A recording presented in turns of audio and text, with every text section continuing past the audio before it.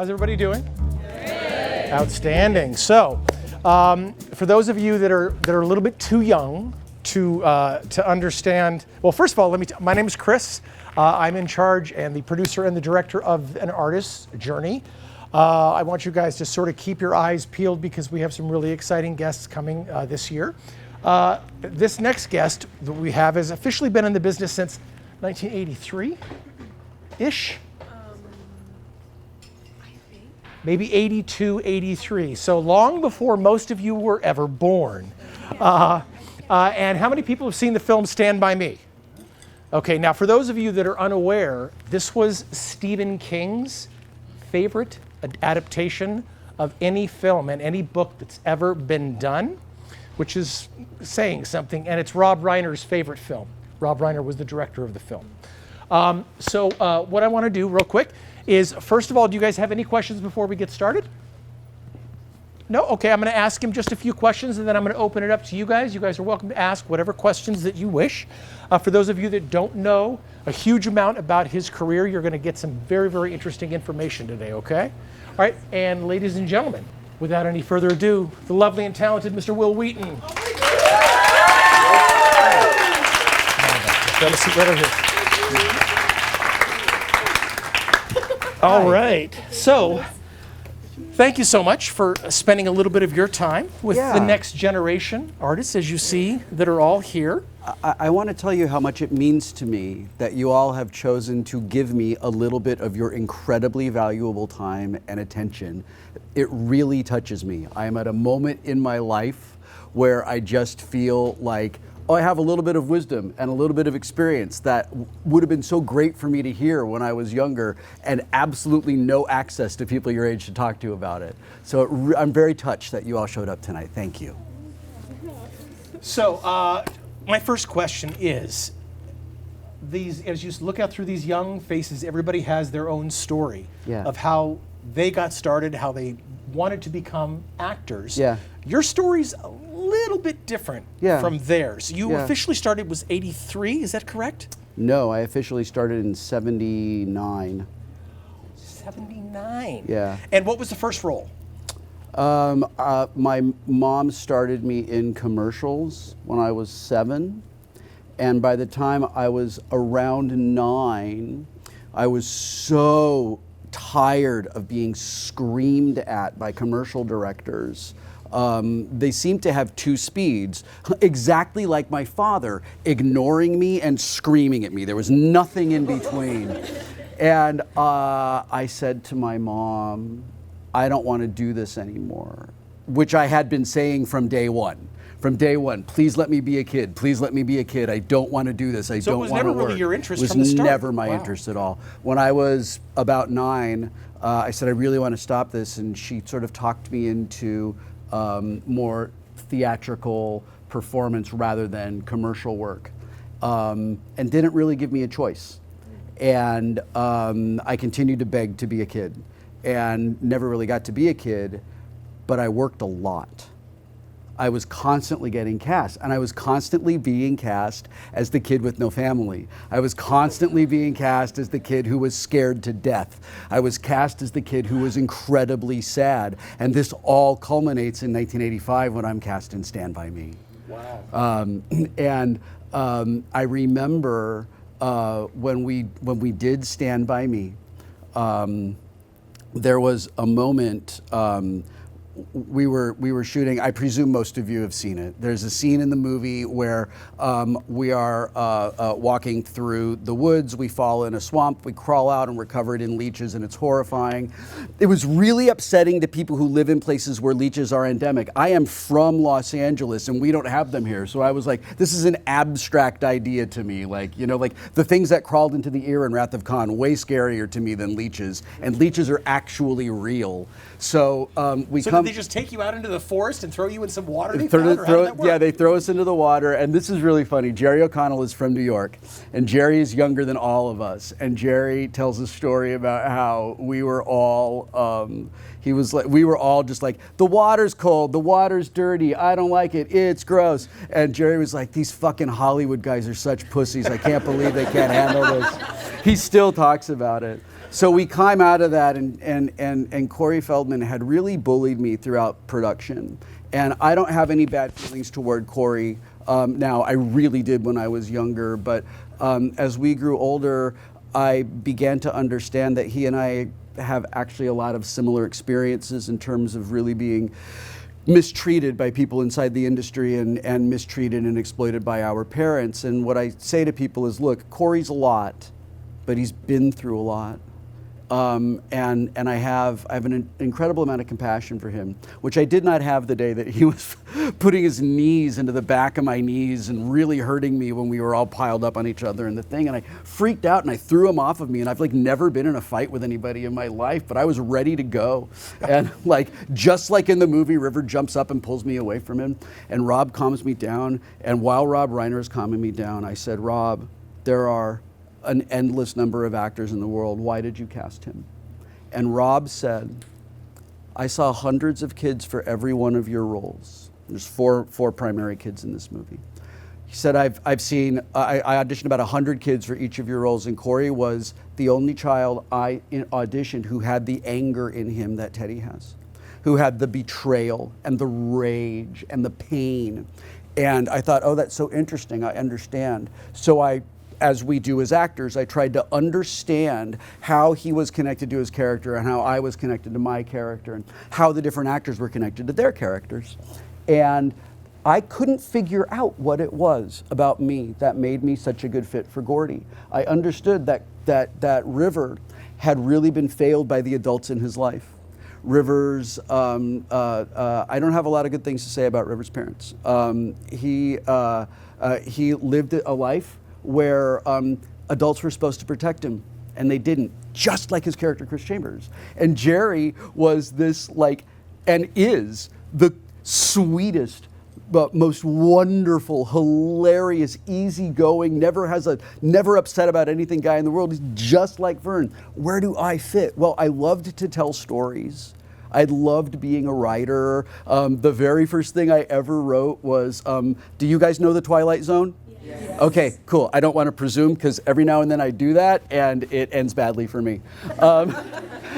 There's this episode of The Twilight Zone that I really liked where there's a storm and the phone keeps ringing and the lady keeps picking it up and she's like, who's there, who's there? And no one's ever there, and she hangs it up and she's like, don't ever call me again. I never want to hear from you again. And the voice on the other line is like, I'm sorry, I'll never call you again. And then we cut to the phone line has been knocked down by the storm and it's into the grave of her dead husband. Great Twilight Zone ending. I wrote it as that was the first thing I ever wrote. I would watch The Twilight Zone and then I would run into my bedroom and I would write the script myself, but I would write it as like a short story. I loved to write, and I think that's one of the reasons I was good at understanding character, and that I enjoyed interpreting character and preparation, because I really liked the writing aspect of it. But still, that's not who Gordy is. It wasn't until I was 47 that I realized that I was Gordy, because I am Gordy. I was a child who grew up invisible in his house with a father who hated him and didn't try to hide it, and a mother who was absolutely useless. And it is why I'm good in that role. It's why all of us are really good in that role. It is why it all starts with casting. It is why when you feel you are so perfect for a role, and you've done all the work, and you understand it, and you feel it, man. They live in you, right? And you go through audition after audition, and you go all the way, and they take the other person. It's not because you are not wonderful. It's not because you are not magnificently talented and a brilliant artist who is capable of doing great work. It's because that guy had more pain in him than you do, for instance. And, well, when they need a guy who has pain in him, I'm always booking that job. Now, we all in our lives have people that are with us that mean a lot to us, Yeah. that pass. Yeah. And everybody that we have in our life that passes leaves something with us. Yeah. So, and I've wanted to ask you this question for 40 years. Mm-hmm. What did River leave with you? So, you're essentially asking You're asking that question of a 13-year-old. That's the last time I saw him. Yeah. We were real good friends during production. We were real good friends after production for years until he moved away, and then our lives really diverged, and he fell into a very dark place where nobody could reach him, and he never got out of it. What I got from him when we were kids was the experience of friendship with no expectations, with no strings attached. I learned just by sort of emulating the way I saw him carry himself around that I didn't have to apologize for walking into a room. He was about a year or two older than you, right? He was 2 years older than me. He was very serious, and he was very intense. And I felt like me, it wasn't the acting that he loved, right? He loved his music. That's what he wanted to do. And acting was something that he was good at because he was expressive and a very sensitive person, and an incredible actor. I mean, just a magnificent actor. It is weird to me. I will be 53 in a couple of weeks, and it is bizarre to me that River died at 23. It's just weird. Like it's odd to think about that he just stopped. And you know, I have part of being middle-aged is that you lose people. That's just part of life, you know. And it is part of being in the arts, right? We lose people in the arts. It happens all the time. Something about that particular loss really it hurt. It hurt a lot because it was preventable. And ask for help, everybody. Yeah. Okay? It's really okay to ask for help. Now, when you did Stand By Me, I know you've been asked this question a million times, so I'm not going to really ask it the same way, which is, did you know that it was going to be such a... No. Obviously, nobody knows that. No. But what 20 years later, Yeah. after the film had already come out and you had seen the success, Yeah. had anything sort of seeped back in from when you were younger and said, wow, okay, well, this was an indicator that it would have done this? When we were filming Stand By Me, I felt like we were making something that was special. I felt like we were making good art. I felt like we were telling an important story. And I took for granted, because I didn't know any better, that it was just going to be, you know, this would be a movie that people would see. People would like it. I didn't think it would be nominated for anything. I didn't think that I'd be sitting here 40 years later talking about it. That never even occurred to me. I saw a post on the internet last week where someone said, am I the only person who never really feels excited and accomplished when they finish something, but genuinely just feels relieved? And I was like, scene!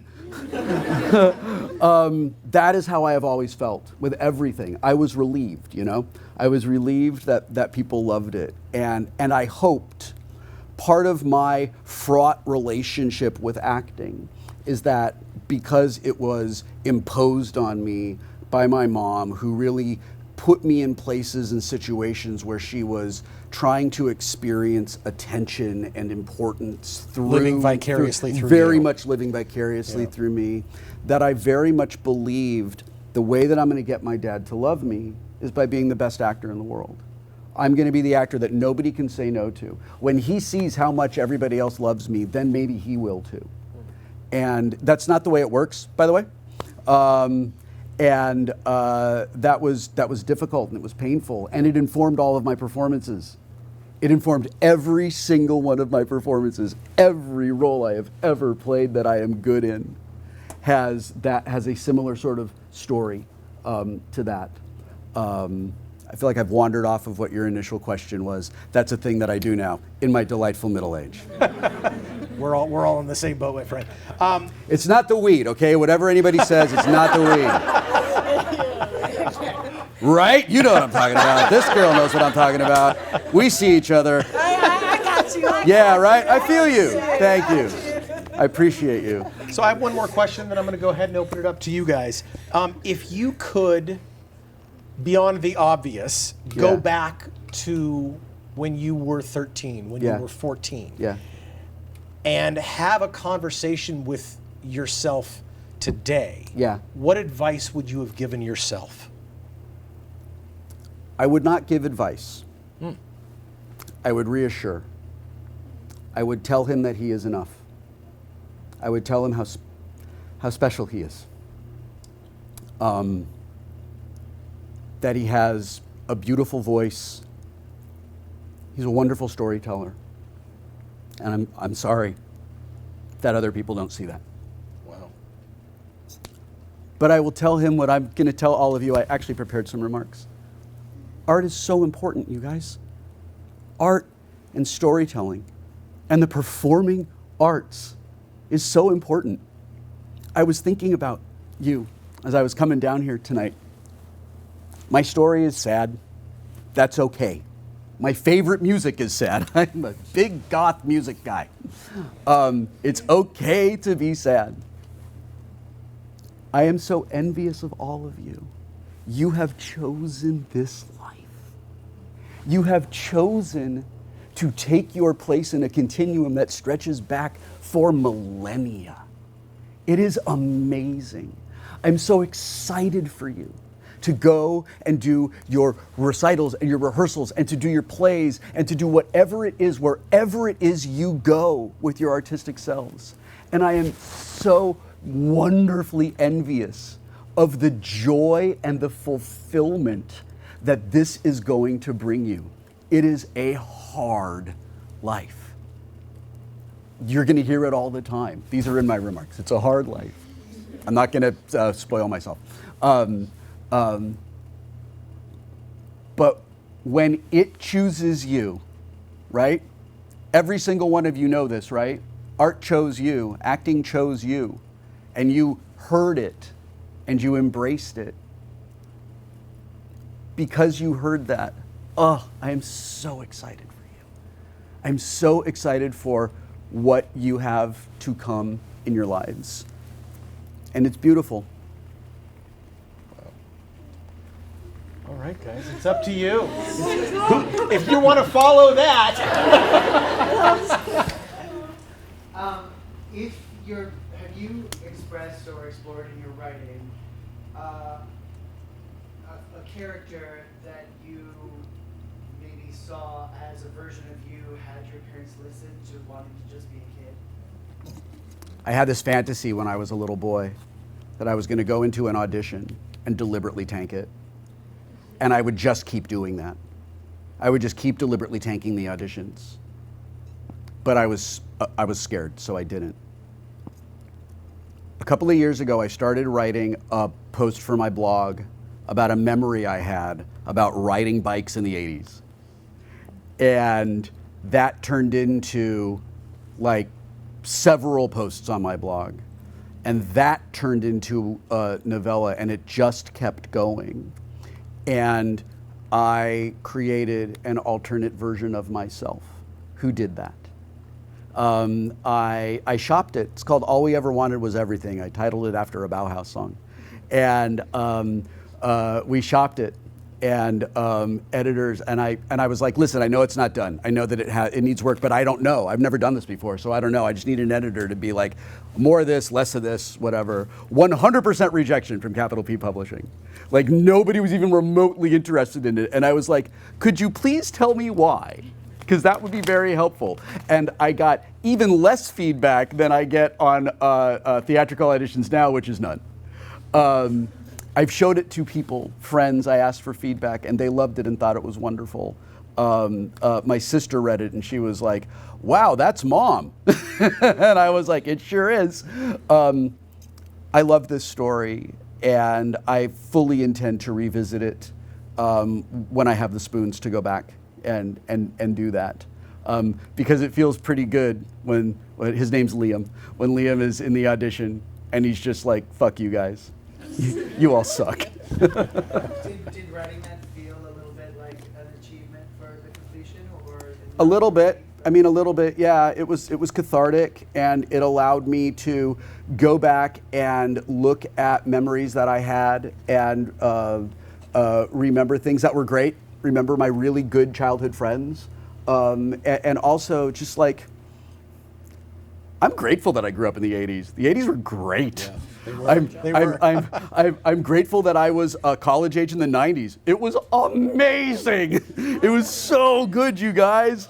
It was so cool. We still believed that Nazis were bad. It was awesome. I loved it. It was wonderful. And getting to visit the 80s was fun. And I just from a commercial perspective, I believe that it has a little bit of crossover appeal because I know that Gen Z really enjoys the 80s. I love that. I guess a lot of you are probably Gen Z, huh? Yeah. Sorry about that. See, old. Does Throw your cell phones away. Listen, just come in when the streetlights are off. That's all you have to do. Wheaton. Will Wheaton. Well, how many was that? Hey, Sheldon, what's up? Wouldn't you like to know? Have you been drinking?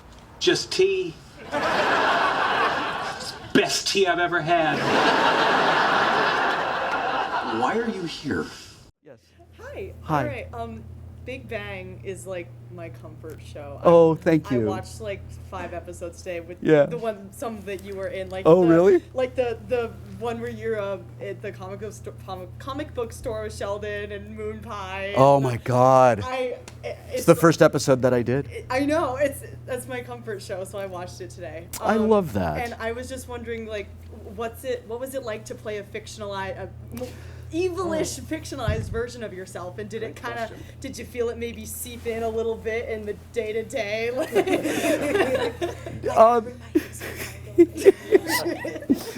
That version of Will Wheaton is very different from me, right? Like he really enjoyed, like just like it was like having. It was like Sheldon was a cat following the laser pointer for Will Wheaton, like that's just what it was. Initially, I was just basically playing myself, and I felt very uncomfortable doing that. I felt very naked doing that. So, and I was like trying to find a way to say, like, you're not going to say no to the Big Bang Theory, right? While I was struggling with that, Bill Prady, who's the co-creator, called me and he said, I don't know if this affects your decision making at all, but we're going to make him delightfully evil. And I was like, well, if you'd led with that, like we would be negotiating the contract yesterday. It was really, really fun. I would always push it too far, intentionally. Right? You do that? Do we still do that? Like you go too far to see where it is, and you always find out, oh, actually, that wasn't too far at all. I just gave myself permission to get out of my head and completely exist in the thing, right? I would do that, and it was just so fun. And sometimes I would like I'm good. I don't laugh, except when I do. And there were moments where I just fell apart. It took me 10 calendar years, 22 of the 26. How many did I do? Great. 15 of the 17 that I did. I was just in Canada. It's actually 22 episodes in Canada. The 15 of the 17 that I did. The last 2 were the ones where I had full separation from the character. Okay. Where I completely understood, this is who he is, this is who I am. There was always a little lingering bit of self-consciousness. And what got me through that was I could absolutely trust Mark Sandrowski, who directed nearly all of the episodes. And I could very much trust the writers and producers who were there. I've gotten bad notes in my career. I've gotten arbitrary notes in my career. They're the worst. I was on a show once, and after every take, here come the 12 writers, all who want to get their joke on the air, and they're all coming in and giving me contradictory notes and stuff. And now I have to figure out who is the one I'm going to get in the least trouble for listening to, right? On Big Bang Theory, every time someone came to me, it was an amazing idea, a beautiful, hilarious, brilliant idea. What a wonderful place to work. What a blessing and a gift to work with them. And the follow-up question is usually, is Jim like that? No, he's not. Jim taught me something about comedy. Forgive me if I'm telling you all something you already know. Jim and I were in a scene once it was one of the scenes during Sheldon's bachelor party, and something just wasn't right. Something just wasn't working, which was weird because it worked at read through, and it worked when we like blocked it really early in the day. But then we had put it up to just I think work it before the network came in for run through, and it just didn't work, and we couldn't figure out why. And Jim said, "You guys, I can't hear the music in this scene." And everyone knew exactly what he was talking about. And I was like, "Hi, I would like to know what that means, please, because it seems like that's very useful." And he says, "There's music in this. There's a rhythm to this. And there's a real specific rhythm to comedy, especially 5-camera comedy, right?"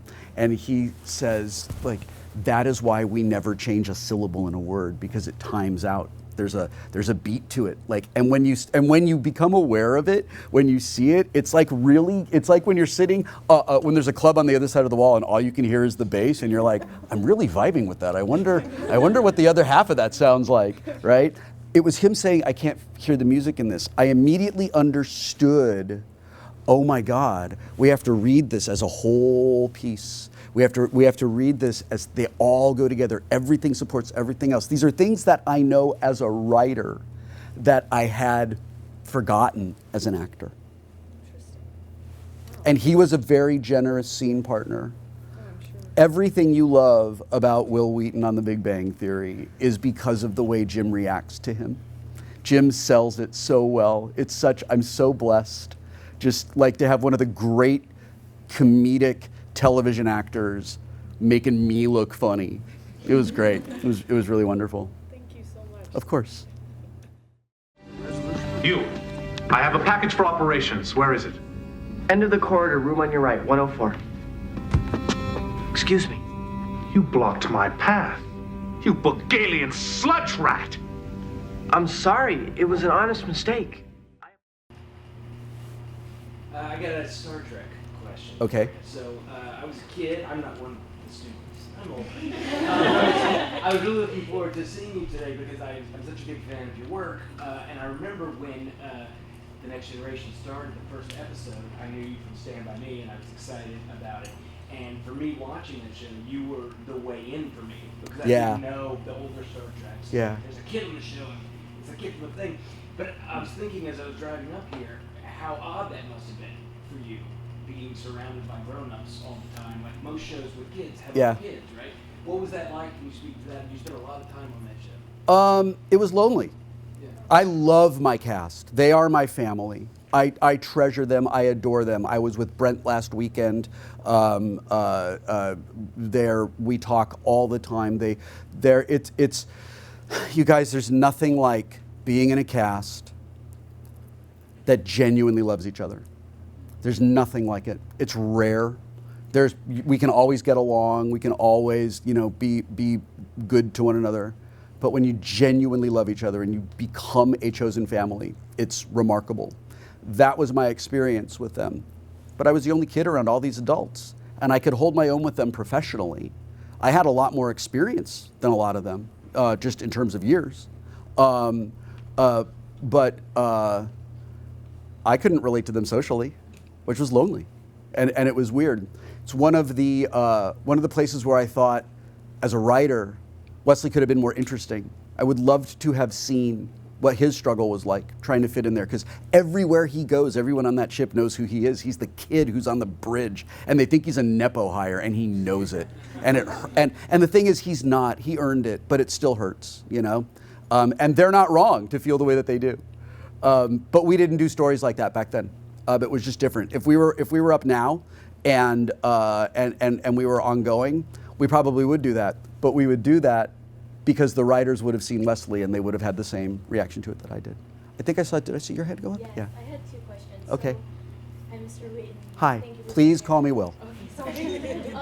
So my first question I feel is, old enough as it is. It's a respect thing for me. I call everyone Mr. I understand. I understand. My first question is, how is it knowing that your movie and your character that you brought to life was Stephen King's favorite adaptation of one of his books? Because I'm a huge Stephen King fan. Yeah. And then the other question was, how was it working with the great and late Don Bluth? I can't say his name correctly. Okay, you did say his name correctly. It is Don Bluth. Okay, so your first question. I am also a massive fan. Ka is a wheel. I love Stephen King's work. It is such an incredible privilege to know. There have been wonderful adaptations of his work. There have been horrible adaptations of his work. I think Kubrick's The Shining is a really great example of a work that is an appallingly bad adaptation of the source material and yet a remarkable work on its own. And I think we need to allow for that. As audiences, we need to allow for that. That there can be adaptations that just make no sense, with the large exception of World War Z, which never should have been made, and I'm still angry about it. I never got to meet him. He was directing Maximum Overdrive. But he has said, I still have never met him, but I've heard him say, I'm glad I didn't meet those kids because apparently he was doing a whole lot of cocaine back then. And was probably like not the greatest person to be around in those moments. When I worked for Don Bluth, so some of you may know a movie called An American Tail. Some of you may know a movie called The Secret of Nim. I am in The Secret of Nim. And they are both animated by a man named Don Bluth. He was a Disney animator who quit Disney when the movie Tron was released, which, by the way, came out on this date in 1982. I went to it at a matinee. I wanted to live inside video games. I still do. I went into audition for that role, and he said, "Can you come work tomorrow?" And I was like, I guess. I mean, I'll ask. I had no idea that I had been cast in the room. I had no idea. I walked out and my mom was like, "How did it go?" And I said, "He wants me to come back and work tomorrow." And I'm like on my way to the car so I can just go home, right? And she's like, "Wait, what?" And goes back in. He was so kind. The majority of my scenes were with a great actor. Talk about late great actors, Dom DeLuise. One of the great comedic actors of his generation. Yeah. And just a magnificent man, so kind. My scenes with him were with another actor named Shannon Doherty. If your parents watched Beverly Hills 90210, you may have seen her when you were in diapers. The scene is us trying, he's a crow and we're trying to tie him up. So he was like, "Just climb on me, you kids." So there's two little kids. It was like climbing all over your greatest uncle you've ever had, the most fun, crazy relative who's come to visit, climbing all over him. It's all in the movie. It was my first time doing any voice work, my first time doing animation. And it is actually where now, I work on camera when people I respect ask me to. I don't audition anymore. I don't get cast anyway. But I work a lot as a voice actor and audiobook narrator, and I love it. I love working with just my voice. Yeah, thank you so much for making that movie. It's one of my favorites. Oh, you're very welcome. Yes. If I could interrupt real quick, I'd love for you to talk just for a few minutes about your writing as well. Okay. Tell us a little bit about the first book that you wrote, and then you wrote a follow-up book as well. I wrote, like I said, I wrote a lot of fan fiction when I was a kid. I still do. By the way. I still do.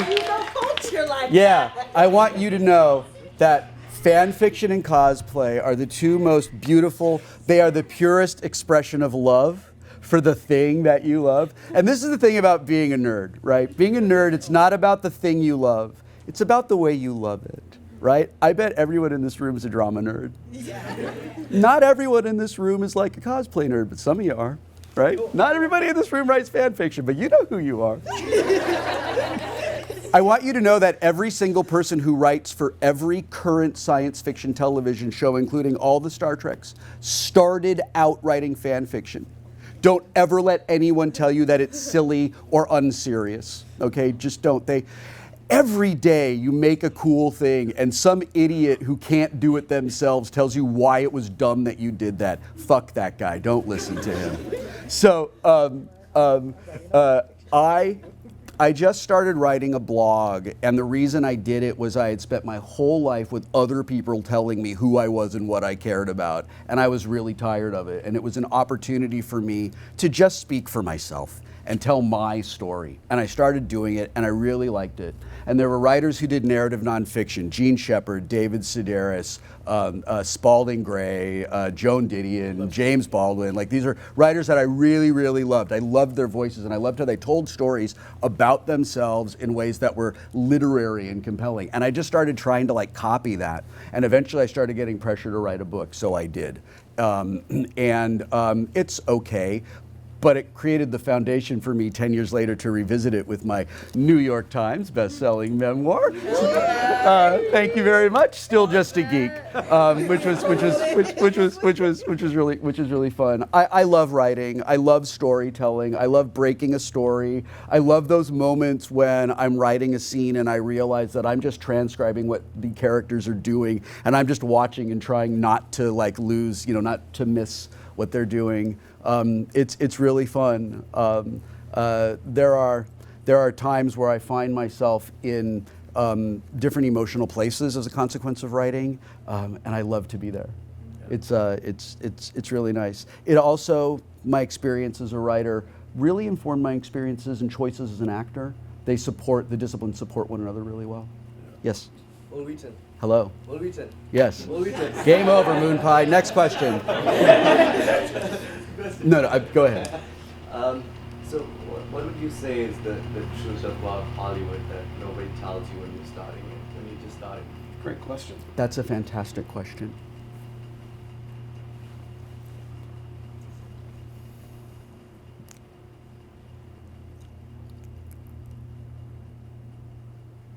There are a lot of people here who have been here for a really long time. And the lifestyle that they have grown accustomed to is predicated upon them exploiting people who are new. And they're everywhere. And your best defense against them is the network that you build with your fellow actors, your fellow graduates, people around you. You look out for each other. You talk all the time. You talk about everything, you guys. You talk about salary. You talk about conditions on the set. You talk about the way directors behave. You talk about fucking men who are inappropriate, right? You talk about people who don't respect your boundaries. The more you talk about it, the weaker their hold on that power becomes. And they are everywhere. Don't be surprised. Don't take it personally. Do not let them mistake your kindness for weakness. Protect your boundaries. That's also good advice, I think, for being a person entering the world. The entertainment industry is a heightened version of the world where the stakes are really high. And it's difficult right now. The industry's in a rough place at the moment.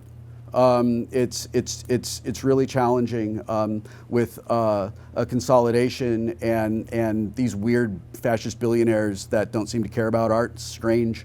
It's gonna be challenging for all of you guys. And that's where your network comes in. That's where your friends come in, and the things that you do to express your art and live your craft that don't require permission from people to put you on a set or put you in a show. And you guys have a distinct advantage over us when we were young. We didn't have social media. That didn't exist. We didn't have cell phones. You guys all have in your pocket right now a piece of equipment where you could create your own entire feature film. Utilize that to the best of your abilities. My 2 cents. Yeah. Yes.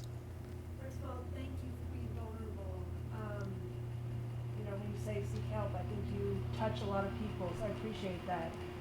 Thank you. I do docu-series mainly on child abuse. Yeah. And they also That's tough. Bless you. I'm Yeah, sure that takes its toll. It's pretty heavy. But they also call me for the rage and the pain roles. Yeah. How do you keep yourself separate, or do you find it cathartic to understand that part of yourself?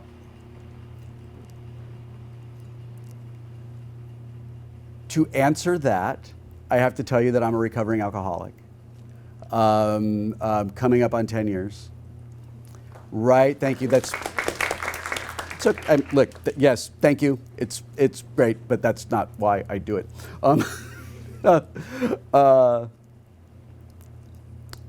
I drank because I was in so much pain, and I had night terrors that never stopped because I was in so much pain, and I drank in the hopes that I could just make them go away.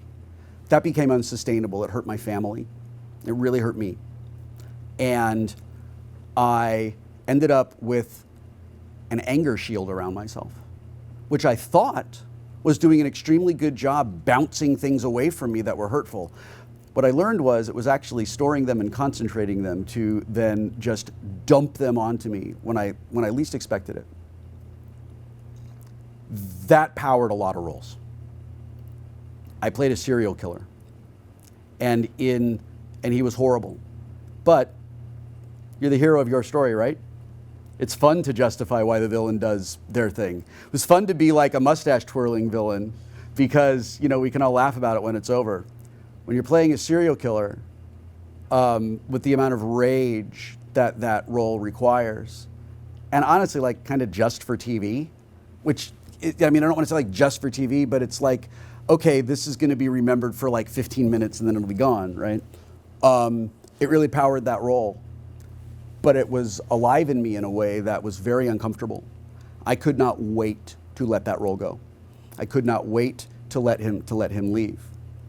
As a consequence of being sober and going to therapy and doing EMDR and doing all kinds of work to recover from CPTSD, I no longer really need that. That anger doesn't really exist in me anymore, thankfully. I have had a couple of opportunities for roles that would need that, and I passed. I just didn't want to touch it again. How are we doing on time? Because I did write something that I would love to share with you. We got time for a couple more questions, okay. And then we'll do our quick presentation. Okay. Yes, up in the back. First of all, thank you for coming. Thank you for coming. Well, I didn't really grow up, but like my older brother and my father would like make me watch Stand By Me, and I loved it. Also, I ran into River Phoenix's art by watching My Own Private Idaho, and also Indiana Jones. That was the first time that I saw him on screen. Yeah. He had this sort of like magical quality, this je ne sais quoi.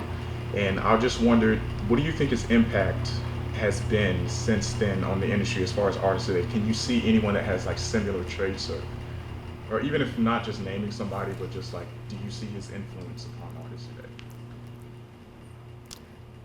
Every actor is really wonderfully unique. There's nobody like him, because he's the unique instrument of his experiences, right?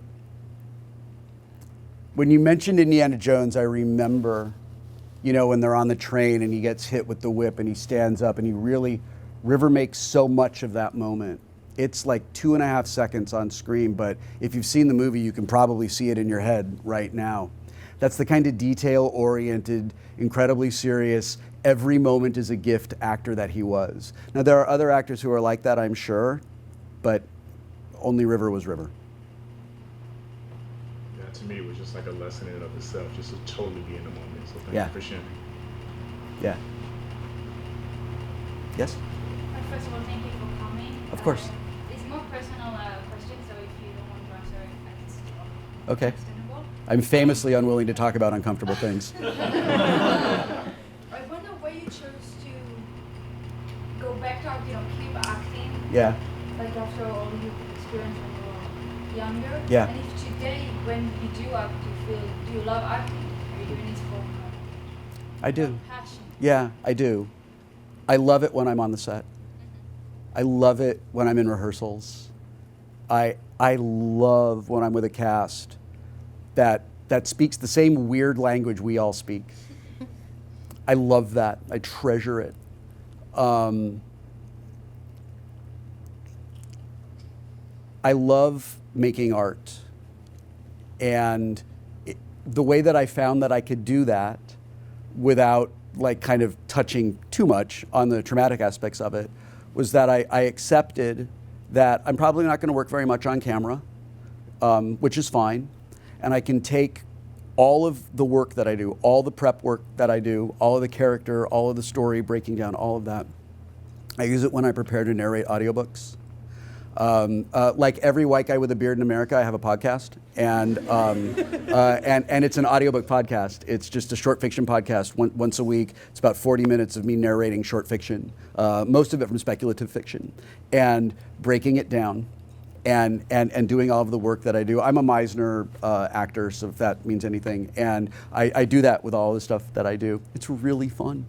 And the result is something that I love, that I made, that I chose. When I talked about how envious I am of what you chose, I wish I felt when I was like in the middle of being on location, the way that I do when I'm in the booth doing an audiobook.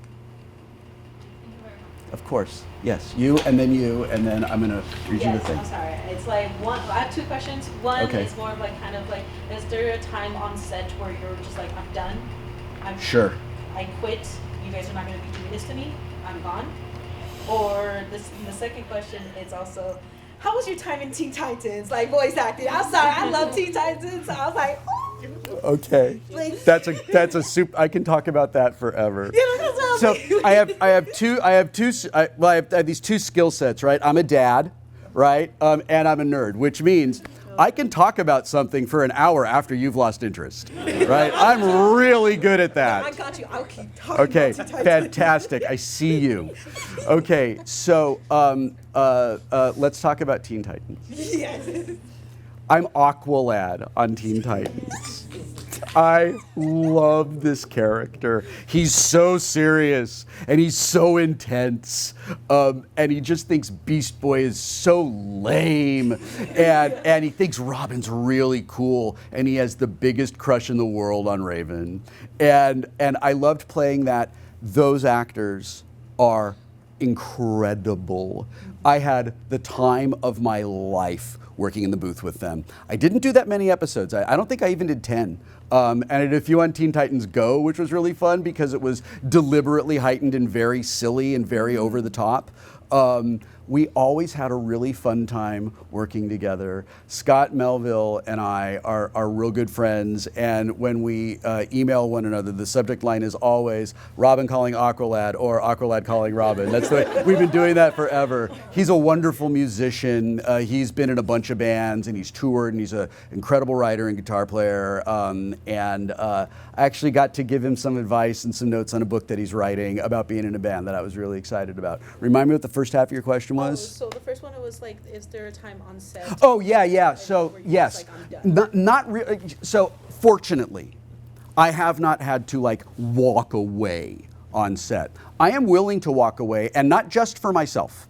If someone is being mistreated or someone someone feels unsafe, I am the first person to stand up and say, "Come on, let's go. Let's get out of here.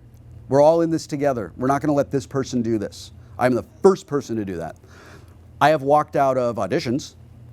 I've walked out, I've gotten 2 jobs. I have gone to, this happened about a year ago. I went to a job, I got there on time, and it was a half an hour before anyone acknowledged that I had arrived. And 20 minutes after that, still no one had come in to tell me. So now that's 50 minutes past my call, and I decided that my time was more valuable and that it was disrespectful and unprofessional, and I left. And about a half an hour after I left, my agent called and said, "Oh, they're ready for you." And I said, "That's terrific. I'm not ready for them." Oh, yes, Diva. They will have to come back another day. I don't recommend any of you do that. I've earned that a little bit over time, but tell you what, earn it. Earn it, because if you don't do that often, when you do it, it matters, right? It's like that person who always yells. After a while, you're like, oh, they're yelling again. When the quiet person gets so upset that they yell, you're like, uh-oh, right? Yeah, so, yeah. Is it all right if I read what I wrote? Well, I want to do a quick presentation to Okay. you, and then you can read that if you'd like. Okay. Absolutely. Tony? Yep. Oh, okay. I'm working in the shadows. This is always. Tony's Yeah. How you doing? Hi. So, Should I stand up? What do I do? Stand comfortable. It's fine. Okay. I just wanted to say real fast on behalf of Ann. It is not often we come across a performer and a artist, a creator, somebody who's brought us so many moments and roles and projects, and I can't even find the words to encapsulate a multi-hyphenate like yourself. So that is the type of artist that we hope all of our students become. That is what we are hoping for all of them in their careers after they leave us. And when we find that sort of person, we feel that they must be recognized and their achievements must be recognized. So AMDA would like to bestow upon you a Lifetime Achievement Award in the performing arts, if we may so do. Don't mind me bending down. Wow. Now, this does not mean this is the encapsulation of a life in the arts. I really want to stand up. This is not for a full life in the arts. We certainly hope there are many more years and many more projects from you that we are eager to see in the future. Thank you. So thank you for joining us today, and thank you for all that you've brought us. Oh, thank you.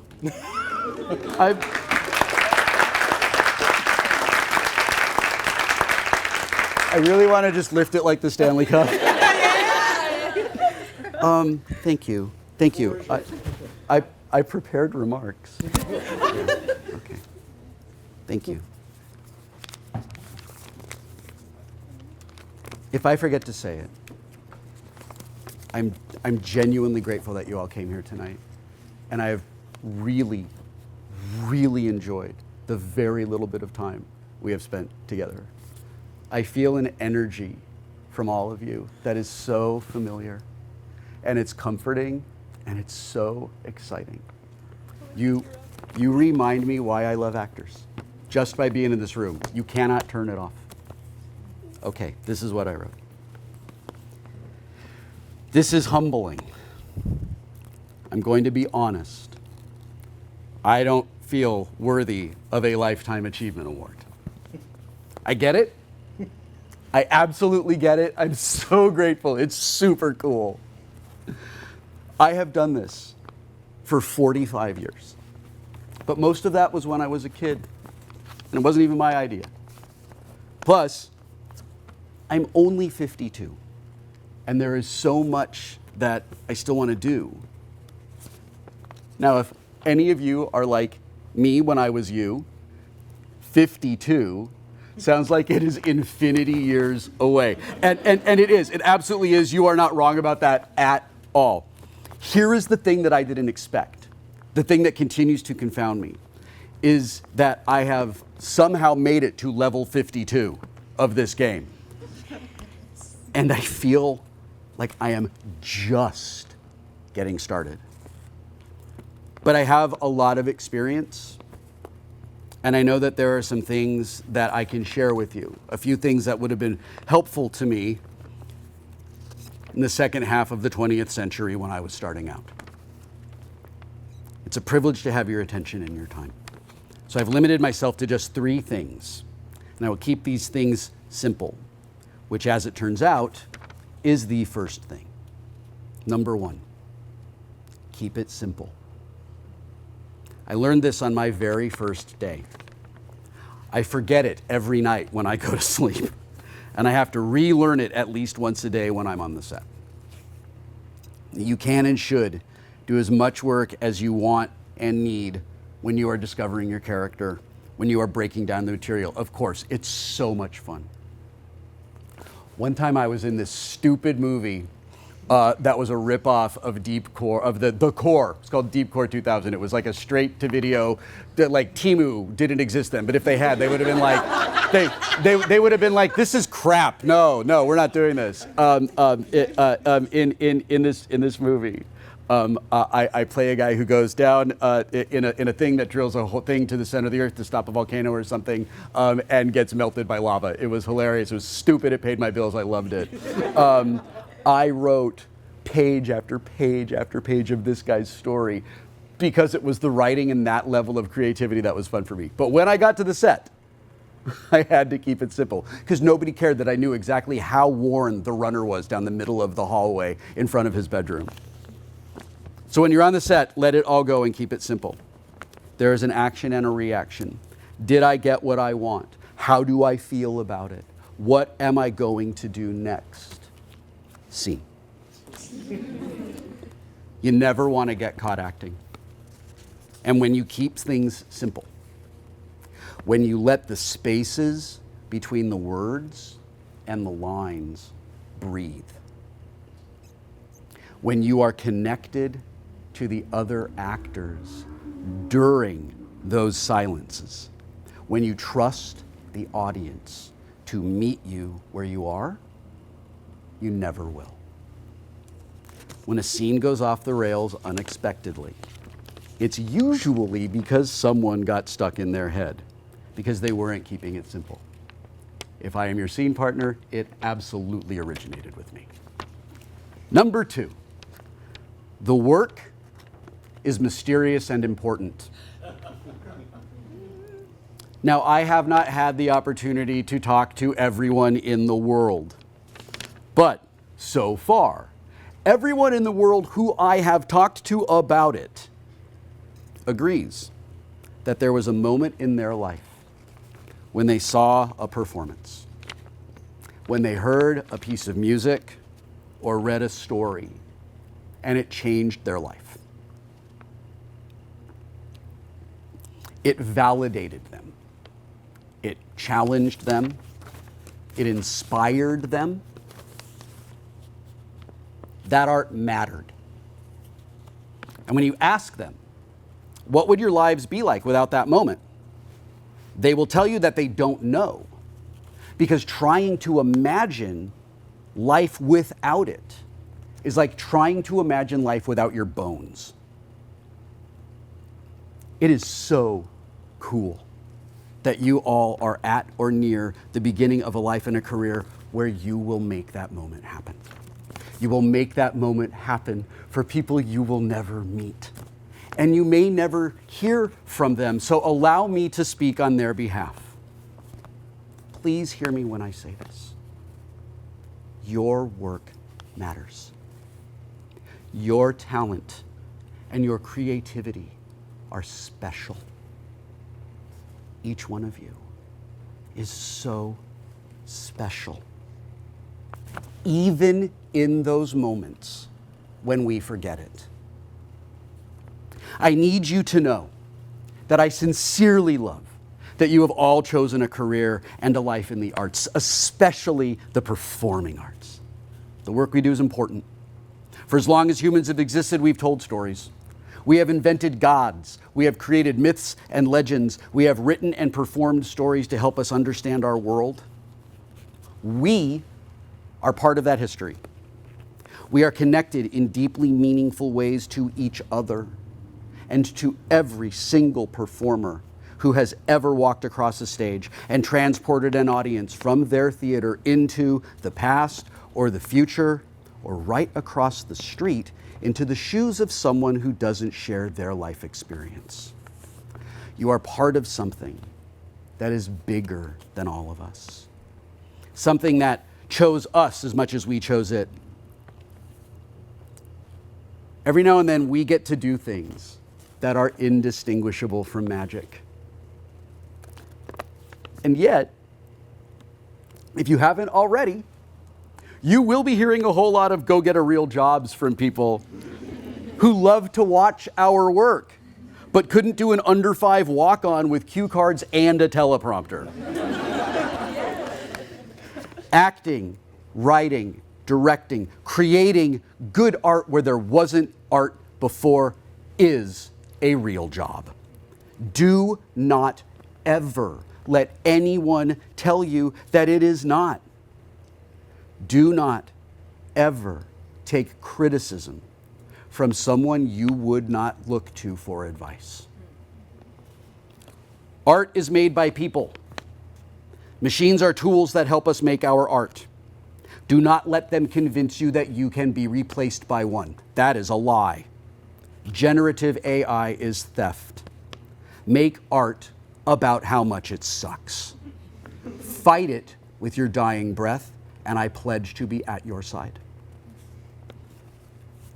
My third and final bit of advice is the most important and helpful advice I have ever received from anyone in or outside of the entertainment industry. It kind of saved my life. Number 3, find your purpose. About 25 years ago, my career was floundering.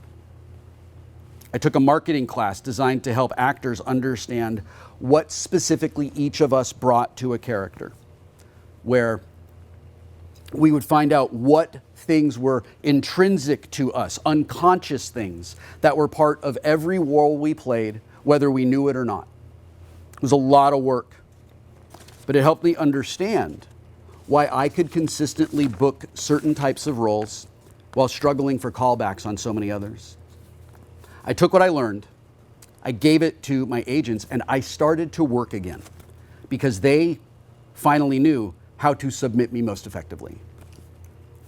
In our last session, our teacher, Sam Christensen, may his memory be a blessing, told us he had a gift.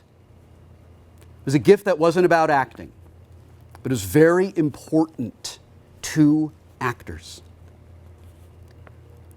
As much as we love it when we are performing, and as much as we love it when we are working, there are going to be long stretches of time when we just don't get to. Because we actors are wired differently.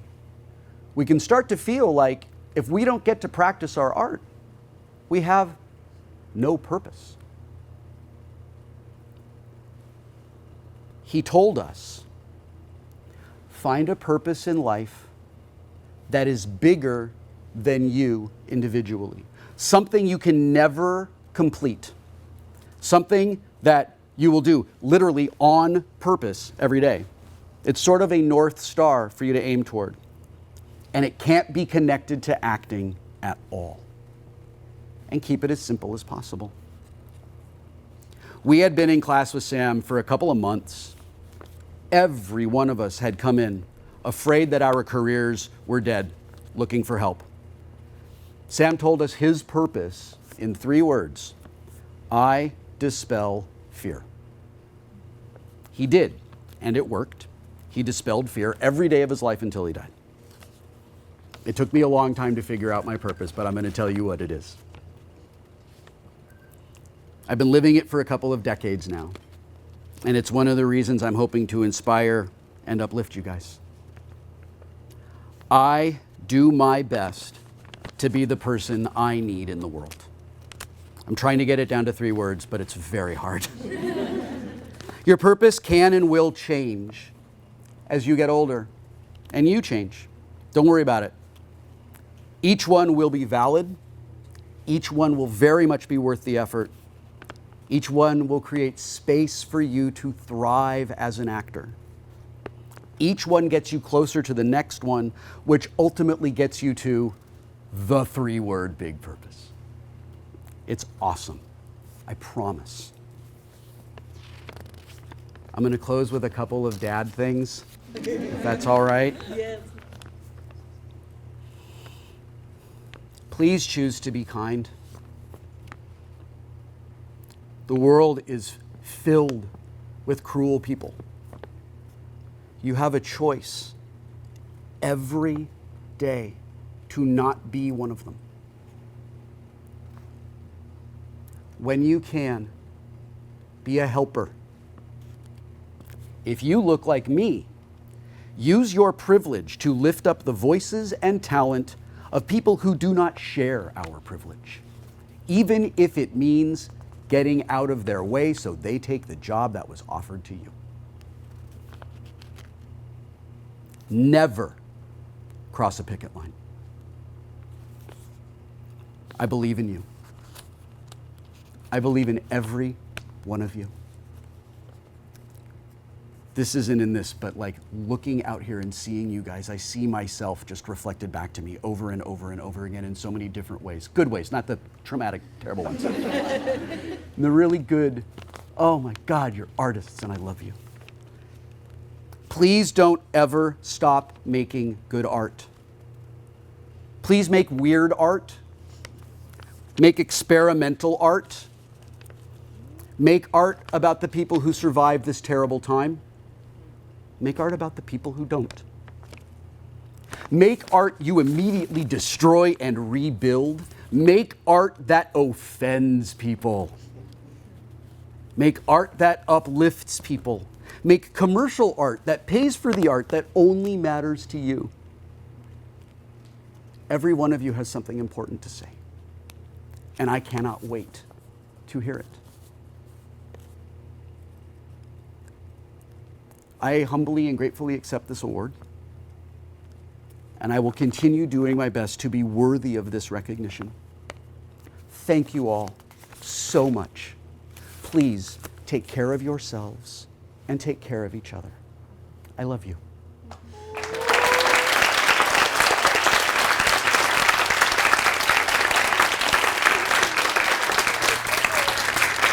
Thank you.